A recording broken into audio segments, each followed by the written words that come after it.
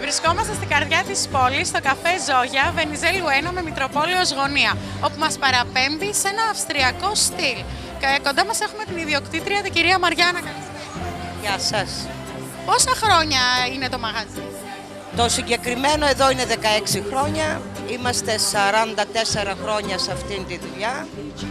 Κρατιόμαστε και βασιζόμαστε μόνο στην ποιότητα που προσφέρουμε στα ροφήματα και στον ποιοτικό μας χώρο. Και πολύ καλές τιμές. Οι τιμές είναι κάτω του κόστους, μπορώ να πω. Ο χώρος, επειδή και το όνομα εξού, βιβλίο Τσάι και Συμπάθεια, κάνουμε πολλές παρουσιάσεις βιβλίων. Ο κόσμος, ο πιο πολύς που συχνάζει εδώ είναι των γραμμάτων. Τα ωράρια λειτουργίας ποια είναι?